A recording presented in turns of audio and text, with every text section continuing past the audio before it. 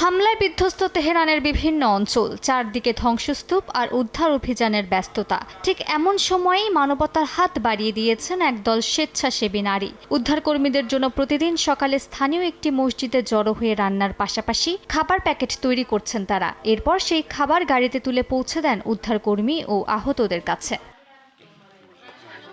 এই স্বেচ্ছাসেবী দলে আছেন প্রায় 10 থেকে 12 জন নারী। কেউ রান্না করছেন, কেউ বাজার থেকে উপকরণ আনেন, আবার কেউ খাবার প্যাকেট পৌঁছে দেন বিভিন্ন হামলাস্থলে। তাদের লক্ষ্য দীর্ঘ সময় ধরে কঠিন পরিস্থিতিতে কাজ করা উদ্ধারকর্মীদের একটু সহায়তা দেয়া। স্বেচ্ছাসেবীরা বলছেন দেশপ্রেম ও বিশ্বাস থেকেই তারা এই কাজ করে যাচ্ছেন। আমরা ক্লান্ত হব না। দেশের প্রতি ভালোবাসা এবং আল্লাহর প্রতি বিশ্বাস থেকেই আমরা কাজ করছি। যত সময়ই লাগুক আমরা আমাদের সাধ্যমতো সাহায্য করে যাব।